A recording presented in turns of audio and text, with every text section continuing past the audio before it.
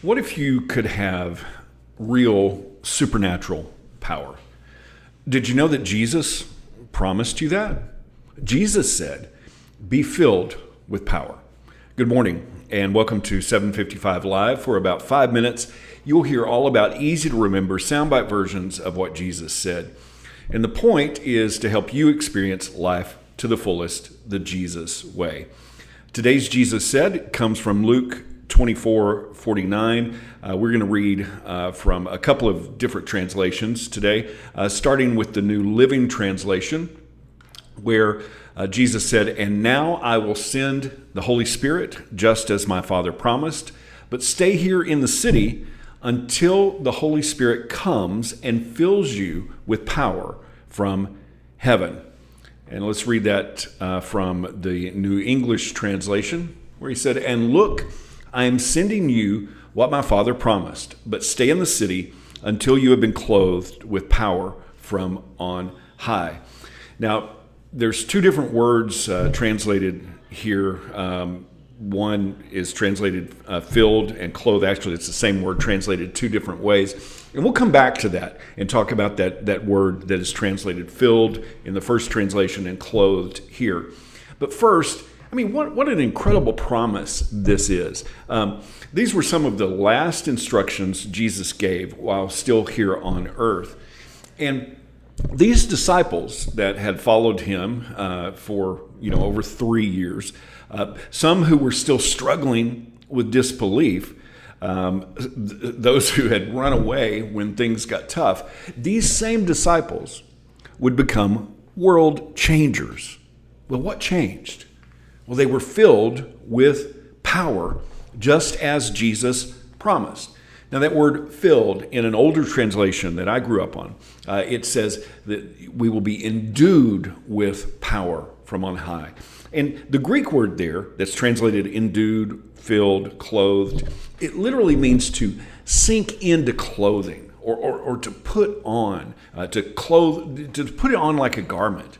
And Jesus had promised that we would be filled with power. And he was the perfect example of being filled with power.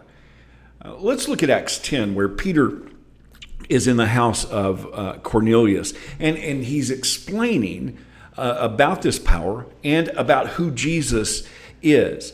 In Acts 10:38, Simon Peter is saying, "With respect to Jesus from Nazareth, that God anointed him with the Holy Spirit and power, and with power. He went around doing good and healing all who were oppressed by the devil, because God was with him." Now, we don't always hear about Jesus being filled or anointed, filled with the Holy Spirit and with power. But Jesus' public ministry began with him proclaiming just that. In fact, he read from Isaiah 61 as he began his ministry. We have record of that in Luke 4:18 and 19, where Jesus read, "The Spirit of the Lord is upon me, because he has anointed me to proclaim good news to the poor. He has sent me to proclaim release to the captives and the regaining of sight to the blind, to set free those who are oppressed, and to proclaim the year of the Lord's favor." Now, Jesus began his ministry saying that the Holy Spirit was upon him and he was anointed to do these things. And that's what the power of the Holy Spirit is for. The power to do what Jesus did and to do what he said that we should and could do. That word fulfilled, it literally can mean running over. So we can run over, pour out into others as we live like Jesus, with supernatural power to do that. And that's really where truth is. How can you tell if we are living in the truth? Well, truth glorifies Jesus, and it is this power that helps us to do the things that Jesus said we could do. The power to make disciples. Mark 16, it says that these signs will accompany those who believe, that they will drive out demons, speak in new languages, pick up snakes, and drink poison, and it won't hurt them. And they'll place their hands on the sick, and they'll be well. Filled with power, like putting on clothing. I like to think of it as our work clothes. What's your job in the kingdom? Well, in Acts 1:8, Jesus said, "You will receive power when the Holy Spirit has come upon you, and you will be my witnesses in Jerusalem and into all Judea and Samaria and to the farthest parts of the earth." You see, we are to be filled with power to multiply the kingdom, power to witness, power to live like Jesus. And Jesus said that it's a promise that we could and should have. Jesus said, "Be filled with power." How can you put that into action today?